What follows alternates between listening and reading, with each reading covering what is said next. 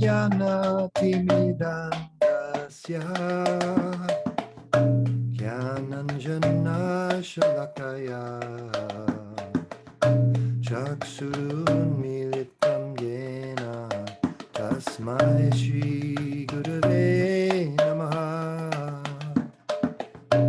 Nama Om Vishnu Padaya Krishna Prestaya Bhutale Srimate Bhakti Vedanta Swami Niti Namine Namaste Saraswate Deve Gauravani Pracharine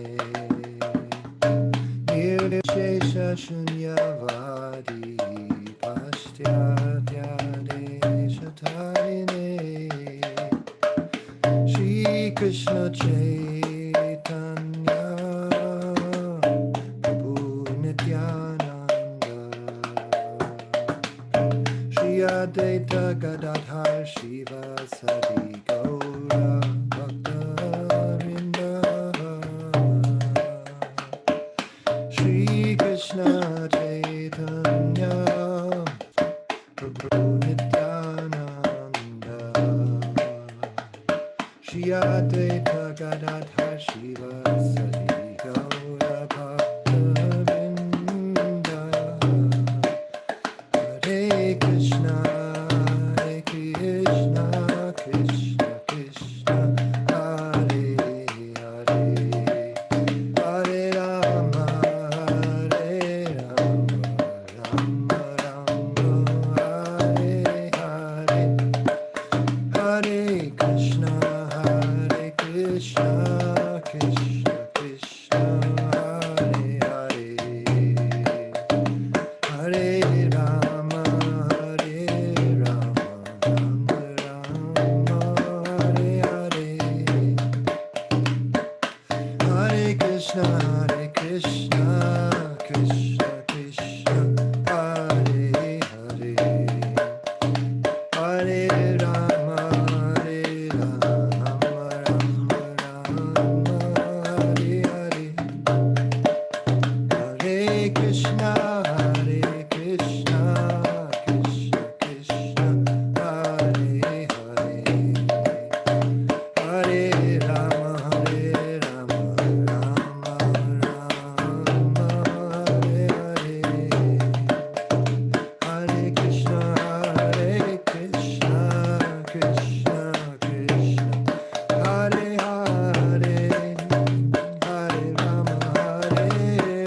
Rama Rama Rama Hare Hare Hare Krishna Krishna Krishna Hare Hare Hare Rama Rama Hare Hare Hare Krishna Krishna Krishna Hare Hare Hare Rama Rama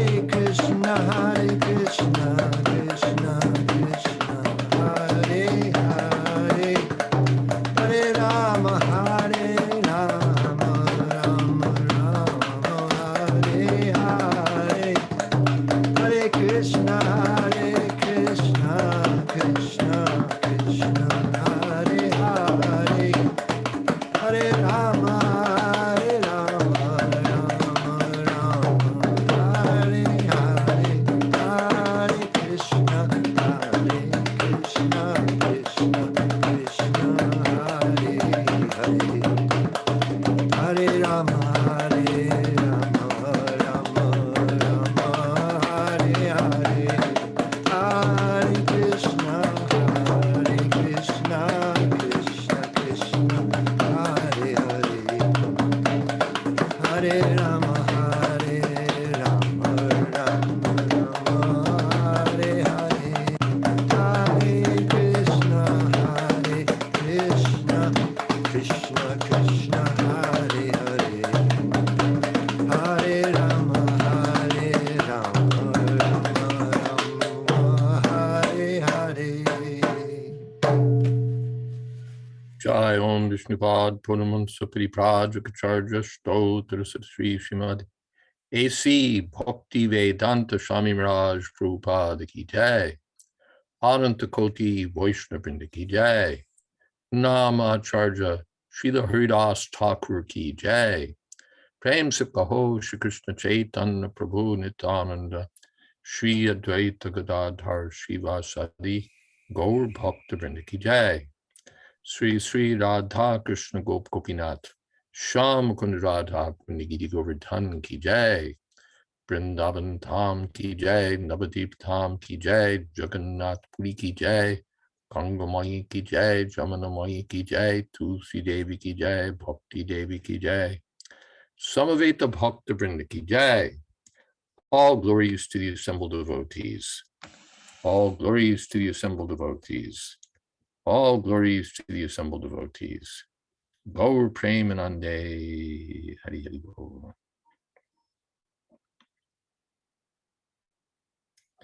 Well, welcome to all to this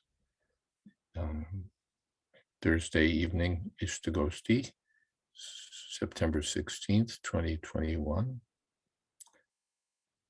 Om Jnana Timirandasya Gyananjana Shalakaya Chakshurn Militam Jena Tasmai Shri Gurave Namaha.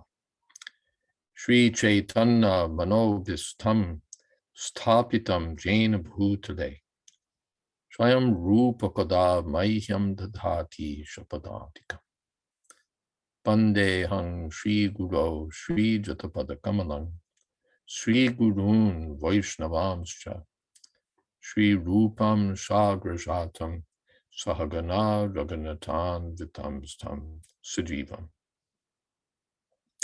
Sadvaitam Savatutam Parijana Sahitam Krishna Chaitanya Devam Shri Radha Krishna Padan Sahagana Lolita Sri Vishakhan Vitamstra. He Krishna Karuna Sindho Dina Bandho Jagatpate Gopesha Gopika Kanta Radha Kanta Namostute Tapta Kamshana Gaurangi Radhe Vrindavaneshwari Prashabhanu Sute Devi Pranamami Hori Priye Vanshako Patarubhyascha Kripa Sindho Bhyevacha Patitanam Pavanebhyo Vaishnavebhyo Namo Namo. Shri Krishna Chaitanya Prabhu Nityananda Shri Advaita Gadadhar Shivasadi Gaur Bhaktivinoda. Hare Krishna, Krishna Krishna, Hare Hare, Hare Rama, Rama Rama, Hare Hare. Welcome again, and at least in where I am, in the eastern part of America, it's Ekadashi. And I wonder what kind of questions or thoughts might be there. Prabin says, you've mentioned about a book you're writing about Kirtan standards. How did you start? compiling someone's request.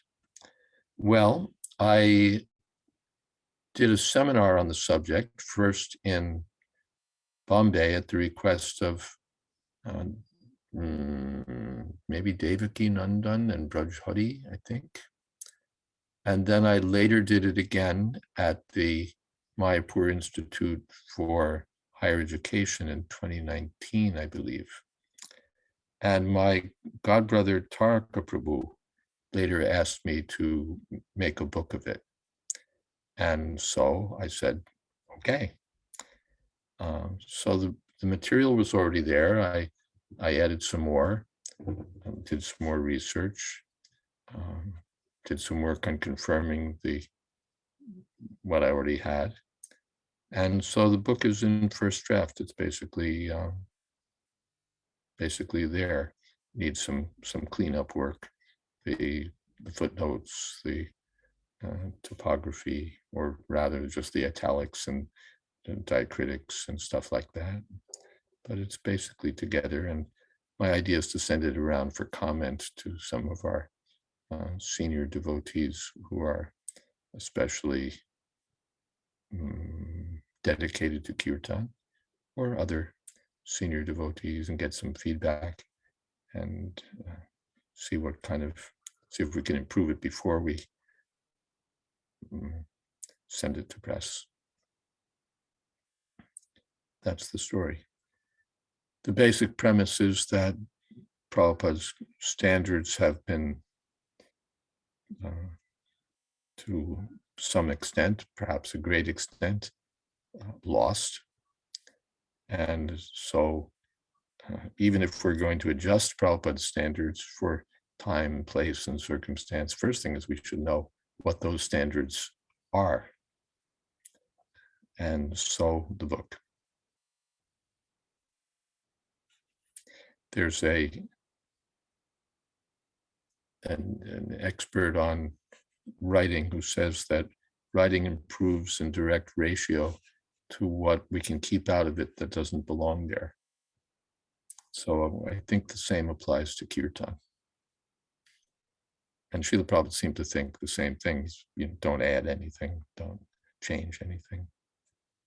So that's the brief story there. Here in Stuyvesant Falls, I've been reading it to Satsrup Maharaj, who says he likes it. So, and it's about 38,000 words, maybe 100 pages. It's not a long book. That's enough. Something else? Did Maharaj, Hare Krishna, did Satsvarup Maharaj have any comments to offer about his understanding of kirtan standards? Well, he seemed to agree with what I already had. He gave me a little information about, I had a question about kirtan at Tompkins Square, the Srila Prabhupada's original kirtan, and he right away, set the record straight on that. He seems to be agreeing with me, which is, if he didn't, he'd say something, I think. Yeah, I was just curious if he had a specific memory, like I've heard you mention past things of devotees who said how Prabhupada would stop this kirtan or say, Well, he does, but I've got him already. Oh, okay. He's written in quite several places about various occasions on which Srila Prabhupada has given instructions about kirtan. Mm-hmm. So they're included in the book. Cool. And of course, he can always pull up something more, but the book does have several of his memories of these things, or research that he did for the Prabhupada Nectar books or Prabhupada Lilamrita. I apologize if I spaced out, but did you say when this book is coming out? I didn't say. I'm the worst production manager in the world, so I can't tell you exactly when it'll come out. I think it depends on the comment cycle, and then just the work of getting it out. Someone will need to assist me on that. I don't really want to do it, and probably there are others who could do it as well or better. So we'll see who we can recruit for that job. And then printing a book doesn't take very long. I have a very controversial topic, Atina says, regarding New Vrindavan, Kirtanananda Swami and Radhanath Swami Maharaj. I don't know if this is the proper forum to ask. I don't want to affect anyone's Bhakti Lata Bij or cause offenses, but I also don't want to have a one-sided view, as this is new to me. Well, this is history, and perhaps that may be better to deal with offline. It may be better to deal with offline. So you can ask me directly. Unless people think we really need to go into that, but I think it's better offline. Are there other areas of interest that you may be considering for writing, either articles or books? Haridas asks. Yes, I have 2 more lined up. One I've already started, the Vanaprastha Adventure, based on my seminar of the same name. And I have, stuff lined up for that, but I've been finding that there's a lot more that I can add or draw upon. So I've been sort of compiling stuff, and but the work has begun. That's the second book. And again, I envision not a terribly long book, but the contents would be, what is the Vanaprastha Ashram? Well, I'll give you, in fact, my outline. Hold on a second.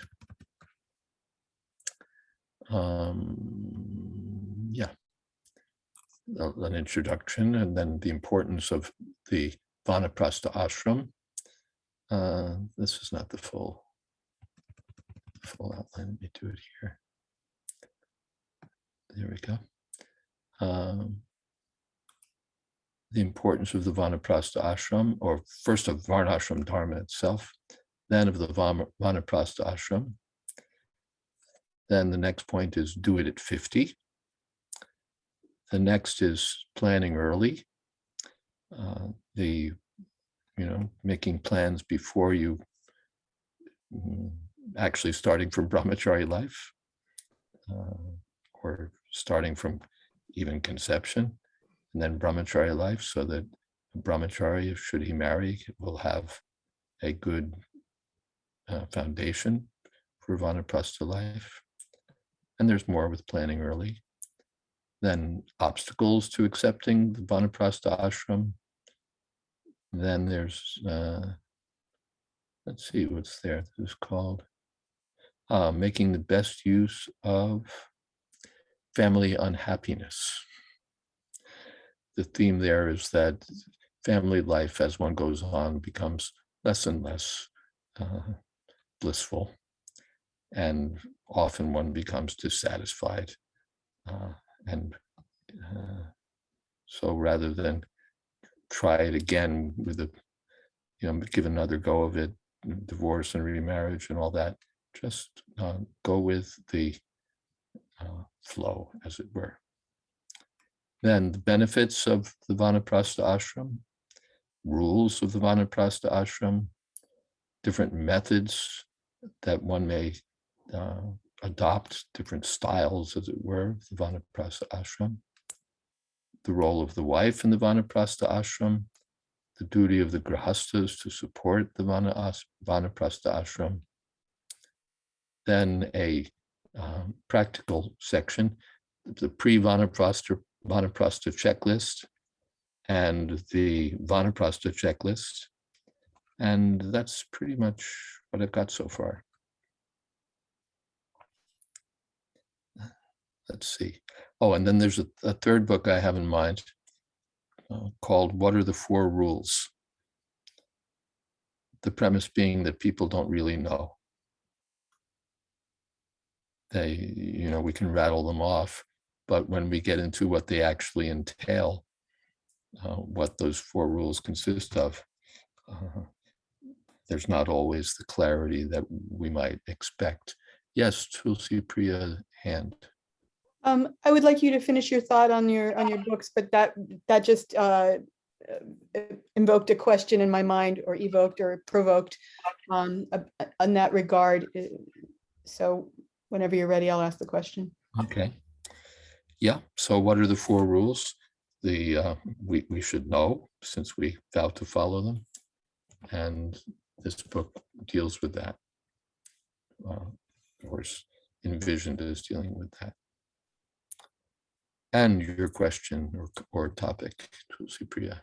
So my question is, when I joined, it was still sort of the mood in ISKCON was that you needed to move into the temple. And even though it was sort of in between, because nobody was telling me, oh, you have to move into the temple, but I really wanted to. And my life was kind of a mess, and that was a way of getting a new start. And also it was just also that was really what you had to do if you wanted to be Krishna conscious. So the mood was there, but it wasn't as heavy as it used to be perhaps in the old days. And I remember at one point, after I had been in the movement, maybe for less than 5 years, certainly less than 7 years, and probably a lot less than 5 years, there was one devotee that I was speaking to who had been around a lot longer than me, but he had never lived in the temple. And we were talking, and he didn't know something that I had learned pretty much within the first 3 or 4 months.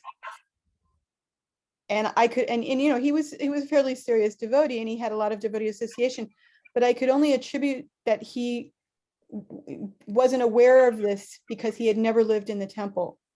And so sometimes my husband and I, we talk about how there's this sort of a different mood or a different character to newer devotees who come to Krishna consciousness, who never ever live in the ashram.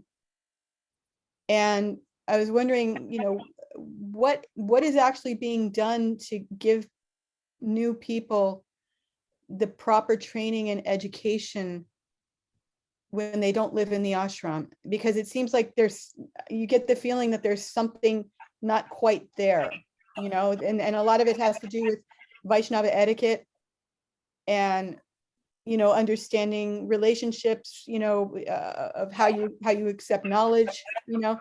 It's just, it seems a little peculiar and disorienting to me, because sometimes I feel like sometimes it feels like a generation gap thing, you know, like I'm this old lady and, you know, talking to younger people, but I think it's not just age, it's something, you know, it's a difference in the experience. I was wondering if you would be interested in addressing that.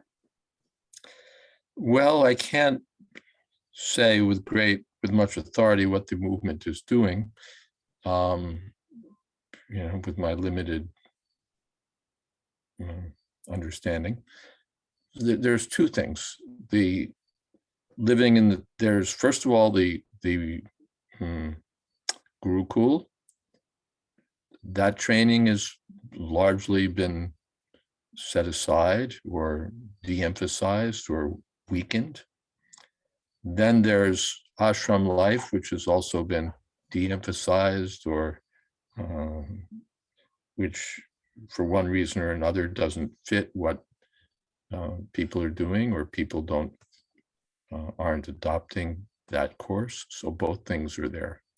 And then of course there's Vanaprastha Ashram, which we'll write a book about, or started.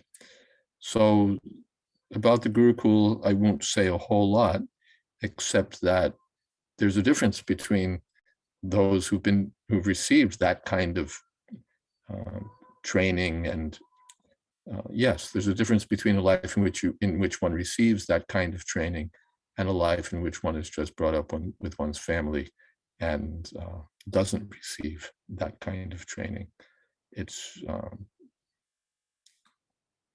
and we're meant to receive it. That's Vedic culture. I won't go past that. As far as living in the ashram, yes, they're very tangible things that one learns in the ashram. The discipline, getting up early in the morning, all sorts of practical things about personal hygiene, how we eat, so many things, our way of life that one picks up that one learns in the temple environment. And it applies to everyone really, because the devotees who didn't grow up in Hindu culture are really in the dark about all these things. And very often those who did grow up in Hindu culture have so many misunderstandings or are missing various parts of these things, especially those who've grown up in America or England or what have you, and whose cultural training comes in part from their family tradition and in large part from American culture. So in the ashram, one does get one's meant to get strong and healthy training in how to live. And that will be helpful whether one later moves out of the ashram or stays in the temple environment or Sankirtan parties or that sort of thing. So yes, there is a difference. And those who, therefore, I've seen in some places that they've recommended to university students or young people who probably wouldn't join an ashram, that they take a break, spend even a break year, live in an ashram or live in the association of devotees and really get something of that training. Then, all right, finish your studies or whatever you're going to do, or go on. Usually that might be at the end of, they've earned their bachelor's degree and now they're ready for their MA, their PhD, their MBA. But before they go on to that training, take the more important training of how to be Krishna conscious in a serious, practical way. So that's one approach I've seen taken. There's more that could be said. Many of our temples no longer lend themselves by their very nature to an ashram experience. They're basically mandirs with a paid devotee staff, usually brought in from India. And there is no real program for training people, and even the members who are there are sort of a skeleton crew of people who do what they can and are very busy and are paid for doing what they're doing and are not really in a position to give training to new people. And nor is there really a program to involve new candidates. So bringing someone into that environment doesn't really fit. And that's the environment that some of our temples have. They just don't really have anything meant for newbies and training newbies. So ashram in essence means brahmachari ashram or brahmacharini ashram. You need to have a crew, a group of devotees who are all together going through the same thing, yes? Generally, even the grihastas, however, can benefit from being deeply involved in a temple environment for some time, whether they're living next door or whatever it is that however it's worked out. They also, or they may be, okay, you live with the brahmacharinis, you live with the brahmacharis. That may or may not work, but they can benefit certainly by the temple training. Yes, Lakshmi Moni. You're muted. I would just like to say that living in the temple, or even in a way that doesn't require that you work outside, and that you can dedicate yourself to what's happening in the temple is it puts you in a family atmosphere where everyone's working together with a common goal. And you know, I'm reading Giriraj Maharaj's book, and you just so much feel that and when you read other books as well.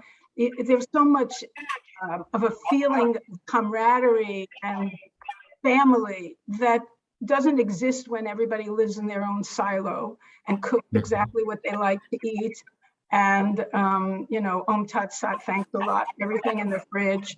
And get, you know, it's just a whole different world when you have your own space and you're the master of your space, and the level of sacrifice it's different. I'm not going to say it's better or worse, although I have my opinions on that, but I think it's an essential ingredient in understanding what it means to surrender and become a disciple. I think it's invaluable.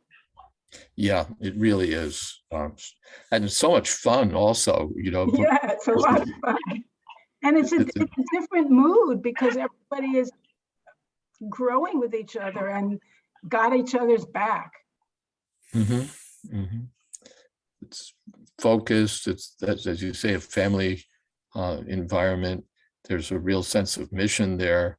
There's standards that are, you know, clearly, generally they're clear and expected, and there's discipline, and there's enthusiasm that's catching. So I see several devotees here who've been through the, you know, had that ashram experience. I think there'd probably be a consensus that it's wonderful, and that we wouldn't want to have missed that in our lives. One thing is it may not be a permanent thing. It may not be that people live in the ashram forever, but at least for a few years of their spiritual practice, that take is very valuable. Yeah, I've seen that in several places. I think in Krishna House in Gainesville, in Bhaktivedanta Manor, they're starting to, or they are offering that, you know, you may or may not stay with this kind of life, but, you know, give a year, give 2 years, and have this experience. You know, young people are used to like going to Europe or going here, going there, and, you know, spend a year doing something. So if we dedicate that some time for this, even if we move on to something else, it will be so valuable. It will be so valuable. Thank you. Thank you for contributing to that.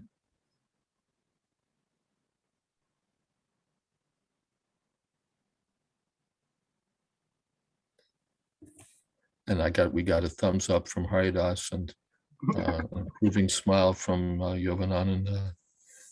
So I think what you say is true.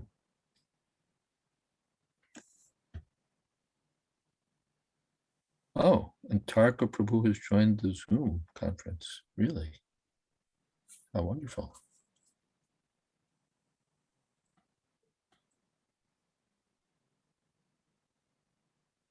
Yes, welcome, Tarka Prabhu. Obeisances, so glad to have your company. Hare Krishna, kindly accept my humble obeisances. Obeisances, obeisances.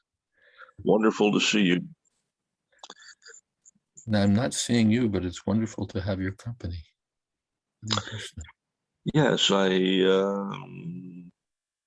Tulsi Priya just gave me a link to the Zoom meeting, and so I don't want to miss an opportunity to get your association. Well, you were just discussed earlier. I don't know if you were on. No, because I was not, someone asked what books I'm working on, and heard I'm working on a Kirtan standards book, and how did I, you know, get started on that. So I told him, you know, Tarek Prabhu asked me to do it. So And now it's the first draft is done, so we're things are moving ahead. I'm very pleased to hear that. I It's, look forward. And any help you need in any way at all for any publication, let me know, and I'm real happy to do whatever I can. Thank you so much. You've inspired me to get going. And when I thought of one book, then I started thinking of 3 books. So I'm working on the second one now, the Vanaprastha adventure. So let's see.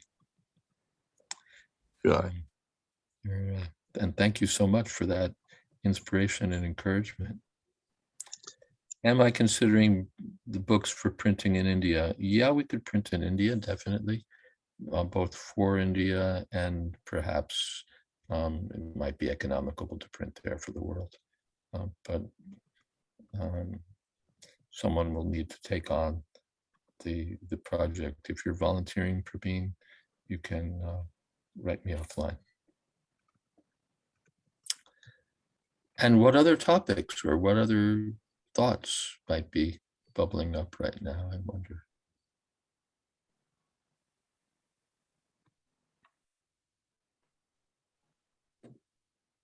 Until other thoughts come in, Maharaj, I was just to extend our discussion on the dynamics, the benefits of ashram life. I was thinking how how important the whole system of parampara is, and how, from my understanding, Prabhupada wanted people to learn how, especially from the start, coming from a Western background, how the system of authority actually works.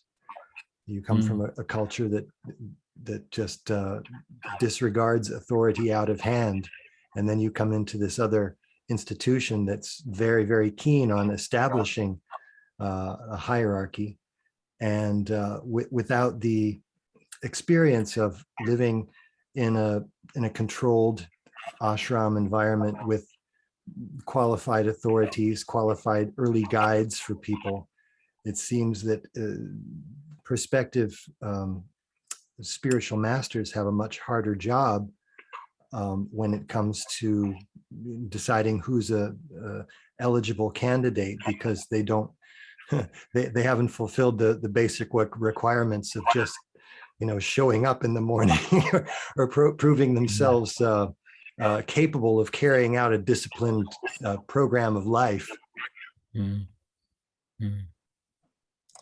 Yeah, there's those are valuable observations. For spiritual masters, and I guess spiritual masters deal with these things in their own way. They have to decide who they consider capable. But certainly that, again, just having that training, there's so many, even, what would you say, intangibles and tangible, small practical things that people just don't get on their own. They don't get, and it's like that way in many disciplines, many institutions, that you don't get it unless you do boot camp, or unless you do an orientation course that gets you started in our company, or some sort of serious thing where everybody's really focused and taking that kind of especially like field training, where it's not, as you say, it's not just living in comfort in our apartment and practicing, but it's getting discipline, it's getting association in a quite concentrated way. I think I was reading Kalakanta Prabhu wrote something, and he's of the opinion that without an ashram, people don't really get it. That they don't, and often they don't even get started because there's not like a launch pad for them. You don't have a real starting place. But when you have an ashram, then you have a clear, what would you say, place for people to be. Then you've got a training program, And people who want to be trained, people who want to learn this, have a program to join. And they may or may not do it for their whole life, but they can do it for some time and benefit immensely. So I know that he's a great proponent of ashram life also, for practical experience, because I think they're one of the centers in America that's really doing something with new people, with young people, with people who are not necessarily of Indian heritage, and successfully. So that gives him, what's the word? Well, special privilege for his thoughts. They're the thoughts of a person who's doing something and not just theorizing. There's a hand up from Mukunda Charan.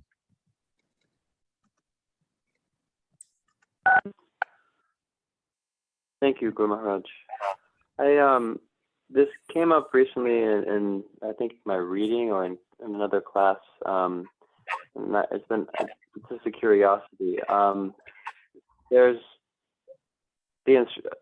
I've heard or I've read, and I don't know if you know the reference, that when an animal dies prematurely, and in this case, prematurely means before it grows old, before it lives out the duration of the body, then it won't just go on to the next body in whatever the series of bodies is from a animal body up back to a human birth, but that it will then repeat that same animal body. And it seemed implied that otherwise an animal just lives in a particular animal body once. And maybe that was just my own implying that. And so then if the animal dies prematurely, then it relives that same life. Now, I was with some brahmacharis. Now let me first see if I've got that right, because your audio quality is not the highest, but you've heard that Okay. animals killed are essentially dying prematurely and therefore have to continue or come back to finish up the job in another animal body. Is that right? Yes. Okay. Continue, please. When I had been with devotees who came across a mouse that was clearly on its way out, or it was dying. It had poison. It was in a mouse trap. A mouse was, hurt mouse trap, and so it was just miserably dying. And the brahmachari said, well, I'd rather kill it directly with a rock than just let it. It's going to die very soon anyway. I'll just kill it with a rock. And so I was wondering if that would be appropriate. And someone cited migrari, but it's a different example. That better than half killing an animal, kill him directly. But that's not exactly the same thing. And then so from that first question, and I was wondering about euthanasia in general, or with cows also, it came up that a cow's suffering, the cow's clearly dying, the cow isn't going to fast till death or something. I mean, maybe, yeah, generally they do stop eating and drinking, but I'm wondering if there's any place with animals that are suffering and they're dying, I guess euthanasia in those circumstances, or if it's better to let them die however it's going to be. Well, thank you. That's an interesting question. What do we do with animals that are suffering and dying? Do we put them out of their misery, or do we let nature take its course? Now, I haven't seen anything explicitly, or I don't remember anything explicit from Srila Prabhupada on this topic. So if someone has seen something on this, then please feel free to jump in and contribute. My general impression from what I've read, and it's, I don't have a photographic memory or a good command of, a good enough command of my internal data files to be able to be very particular about this. But my general impression was that this is not our business, that nature is working, the laws of karma are working, and for us to get involved with what would you say, the fate of animals and so on is not our business. Bharat Maharaj comes to mind. He decided to intercede on behalf of a little deer cub that had lost its mother and lost his own thread of spiritual life. The deer would have lived, or the deer would have died according to nature's arrangement or according to its own karma. And it wasn't really Bharat Maharaj's duty to get involved in the welfare of the deer, or of a group of deers, or of a whole species, or of many species. This is not his duty. His duty was to focus on freedom from material existence and developing his eternal love for Krishna.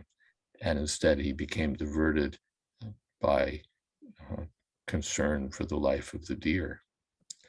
So my general understanding is that this is not for us to do. Now, I know it comes down to very specific cases where, the little bird or the little kitten or something has landed in your lap, essentially. And then, what do I do? What is my duty? What's ethical? And I don't have a shastric answer for you beyond what I've already said, I think. And I don't know, does someone else have something to contribute here? Right, go to, yes, Lakshmi? No, I didn't raise my hand. It's me, it's Tulsi Priya. Oh. Who is that king? Is it Runty Dave? There was a bird that was escaping from a hawk and he rescued No, the bird? that's not Runty Dave. Runty Dave is also an interesting example. That one, that king is Shibi. Shibi Maharaj, where well, yes, he's the king, and the creature took shelter of him. Right. Pigeon took shelter of him. So then it was his duty. I'm the king, and this person, living being, has taken shelter of me. So it's my duty. But Runty Dave's. Wasn't he feeding the predator of the pigeon? The predator said, "You." Well, he promised the pigeon, "I'll protect you." And then the eagle said, "Well, fine, you're protecting the pigeon, but that was my food. So I have a right here also. I have a legitimate interest. So what are you going to do about that? You're protecting the pigeon, but you're depriving me of my food." So then the king said, "Well, then I'll supply you flesh from my own body, because I can't go back on my promise to protect this pigeon. I can't neglect my duty to protect this pigeon that's taken shelter of me." So then he said, "I'll give you equal weight from my own body." But then the pigeon got heavier. They put the pigeon on the scale, and the pigeon, they couldn't put enough on the other side of the scale to match the pigeon's weight. So finally, the king put his own body on the other side of the scale. I'll give my whole body. And then the pigeon and the eagle revealed that they were two demigods, and the king was glorified, and everything worked out. Wouldn't it be the case so that, let's say, a householder, let's say somebody who's living in a self-sufficient life, and they've got cows and they've got maybe a horse or a mule, a dog, a cat, doesn't that householder have responsibility towards those animals who are serving him? Yes, it said that even if a lizard is in your house, you have to feed it. The householders have that duty. So yes, there's that. That's also relevant. That's also relevant. But is it relevant to the point of do we preemptively end the life of that creature if it's suffering? That is a separate question. My question was, what was the mouse doing in a trap to begin with? Well, I hope it wasn't our trap. Otherwise, mice do get into traps. But I hope it wasn't ours. Mukunda Charan still has his hand up, so you still have something to ask or express. Yes. I do, if that's okay. I have a kind of related to that question. Okay, let me just, before I come to you, let me just review, because there is something on the chat box.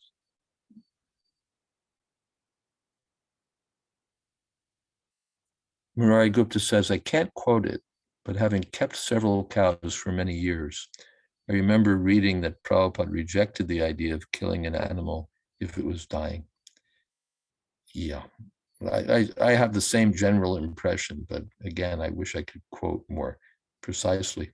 There was quite a case at Bhaktivedanta Manor a few years back where they were keeping an aging cow or bull, and it was clearly dying, but they were keeping it as comfortable as possible, and the veterinarian was doing whatever he could to help the animal.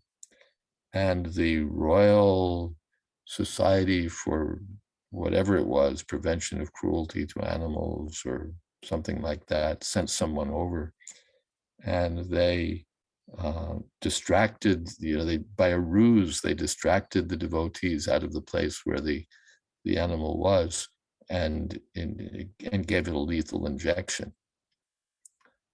And it became quite a case because they acted as though they were official and had a legal right to do all this, but it was all bluff. You don't have that right. And the devotees started a legal case against the society and the individual, that we were taking care. You wouldn't do this to your father, you wouldn't do this to your mother, and we don't do this to our cows. We take care of them, and we try to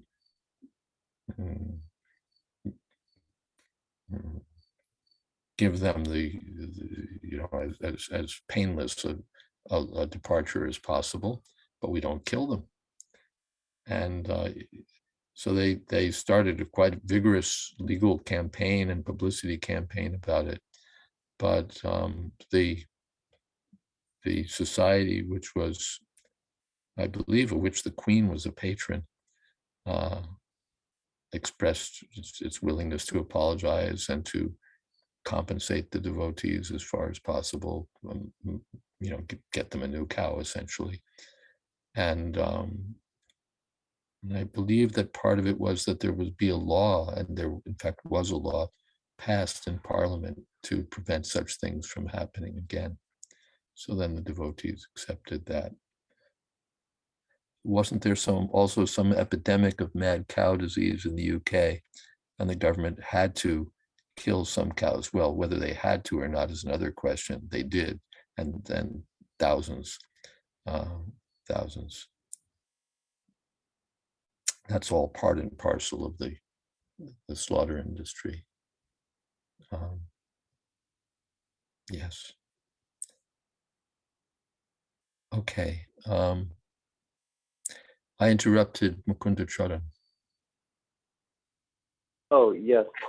I was, actually with that also I'd add that I know in the Islam Cow Protection book, there's a section where it mentions that I don't know if they give a quote from Srila Prabhupada or reference to Shastra, but it says there that they don't allow, or they don't condone any, euthanasia for cows. But then I just also know of some projects that have done that with their cows, and they felt that was the best thing to do. But I wasn't sure if that was out of sentiment or if that was another valid angle or what.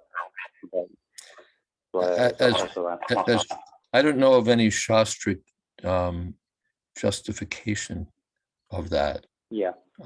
I sort of doubt whether the devotees involved know of a Shastric justification for that. There's also the very chilling concern that if we do that to cows, to what extent might we extend that same rationale to human beings, for example? And are we ready to take on that kind of responsibility to end the lives of human beings on this or that ground? And there are many grounds on which have been put forward. The person's suffering too much, or the person is born with, is going to have a terrible life because he's born with this or that, would be born with this or that advantage. And so we abort the child, or, even the children, something happens to them after they're born. So are we prepared to assume the responsibility of assume the position of the responsible party for the future of such living beings, whether bovine or human? These become quite serious when you have a spiritual view of life, when it's not just chemicals and all of that. Of course, if it's chemicals or all of that, why put any living being out of its misery? It's just, misery is just a chemical situation as against some other chemical situation. So what do you care? But that's another argument, another topic, really. But quite seriously, is it our duty to get involved in putting living entities out of their misery, as it were? Or is that territory we really don't want to enter? And from what I've seen, the looks like territory you don't want to go into. Thank you very much. Mm-hmm.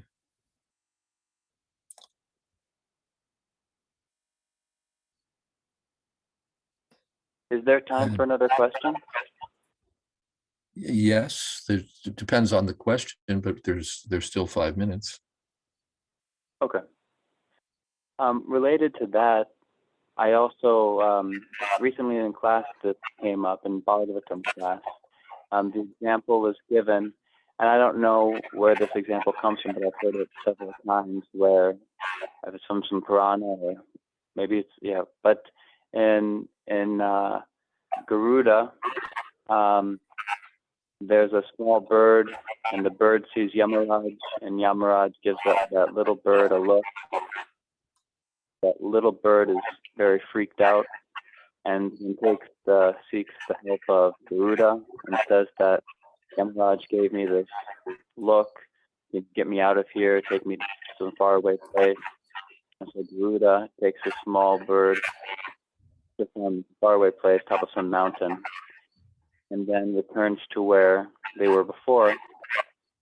And then when Garuda sees Yamaraj, Garuda says, "Why were you scaring that little bird?" And Yamaraj says, "Oh, I was just surprised seeing that bird here. I have a meeting with an appointment with that bird on such and such faraway place on some mountain, and I couldn't think of how it could possibly get there in time." And so it's kind of as an amusing, but the purport of being that you can't avoid destiny was how the story was being used. And I wasn't sure, I didn't think it was the case, so I thought maybe it was just kind of, the example given. But it seemed to me that, we have destiny, there's some kind of destiny, but it's not that our destiny could possibly include the exact, time and place and cause of death. Because and then from that, I was thinking, even if you connect it to the idea that there's so many breaths in a body, yogis can live longer by slowing their breaths. So even that would change when they die. And then the free will surely would leave some room to change how, what cause I die from. So, but the speaker at the time, at least when I asked that, the speaker thought that at least at the moment their answer was that yes, even the time and place and cause of death would also be there. It's kind of already there with your karma also, in the same way that your how much pain and suffering is also already there within the body when the body's created. It's something like that. Could you speak on that also?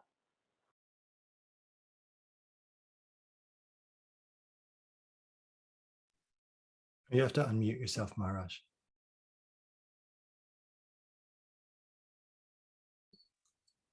Well, I did unmute myself, but okay, now we're there again. I've talked about this in my book, really, the idea that of changing one's destiny, and materially speaking, and yes, if you end your life prematurely, it's not really prematurely, because, well, that was your destiny to die early by your own hand or what have you. So yes, it gets complicated. And we've heard the same story, by the way, of Garuda and the little bird. There's a version that comes from the Middle East also, which probably many of us have heard. So it's a sort of wisdom that's shared over many cultures. But yes, Srila Prabhupada has said many times that your happiness and distress are born along with the body, and you can't really change it. No one can really change it. So, and it gets complicated. Should doctors no longer do anything? Should we not try to prevent any kind of harm on the grounds that, well, everything's going to happen the way it happens? There is a stage in which one takes exactly that position. The Paramahamsas, who are beyond all material activities, they look at it from that very removed viewpoint, and they don't get involved in any of the ins and outs of this world. But those of us who are involved in some way, especially those who are in householder life, which is sometimes worldly life, or who are what is our duty under this or that circumstance, in terms of saving life or prolonging life or preventing pain or injustice and so on. The general take on it that I saw from Srila Prabhupada is that our most urgent business is Krishna consciousness. And if we become diverted from that business, then it's the greatest loss. So there's so many, people are suffering because of this and because of that and because of this and because of that. And there's so many societies to provide food, to provide education, to provide counseling, to provide, whatever remedy or fix to stop wars, to fight against nuclear proliferation, to save the environment, to protect endangered species, to you name it. There's lots and lots and lots and lots of ways in which people are sincerely trying to make this a better world. And Srila Prabhupada didn't think that we need to do that. There are already plenty of people working on those projects. And who's working on the most important project of getting the living entities free from this material world? Because that's the solution. You know, if I'm suffering from the pain in this life and you relieve me, well, next life I'll get some other kind of pain, or later in this life. You save me from diphtheria and I get run over by a truck. There's no end to it, and it doesn't solve the problems. Finally, Prahlad Maharaj says it's like moving a burden from one shoulder to the other shoulder. Modern civilization is busy doing that. So that was Prabhupada's emphasis, from what I saw, that don't get lost in these relative efforts to improve anyone's life by material means, but focus on this point, how to free people from the greatest danger, the greatest cause of suffering, and permanently save them from it, not just put a Band-Aid on the wound, but free people from the cause of all suffering. That was his focus.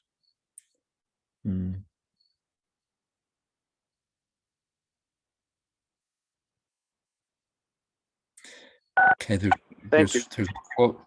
Thank you. There's a quote. We're going to end because we're a little over time, but there's a quotation from Prabhupada. There's a quotation from Srila Prabhupada, courtesy of Murari Gupta. Prabhupada, he was nonviolent. In the name of religion, one can kill. This is his philosophy. He was a politician, that's all. And he indulged personally in mercy killing in his ashram. One calf was suffering, and he asked, kill him. He's very much suffering. Mercy killing. He was a rascal. But we don't say publicly because he is very much, sometimes we say. So that was January 23rd, 1977, during massage in Bhubaneswar. Srila Prabhupada said that. So I think that's quite a tangible and explicit comment on Mukunda Charan's question. And thank you for that, Murari Gupta Prabhu. All right, we're only 5 minutes over time, but if we stop here, we will only be 5 minutes over time. But thank you all very much. Especially thank you to Lakshmi Moni, to Tarak Prabhu, to Meena, and to all the devotees. Thank you so much. And Haridas Das. Thank you all. Hare Krishna. Thank you, Guru Maharaj. Hare Krishna. Hare Krishna. Thank you, Maharaj. God's Prabhupada. The Prabhupada ki jai. Thank you, Maharaj. Thank you, Guru Maharaj. Thank you, Maharaj. Thank you all. Hare Krishna.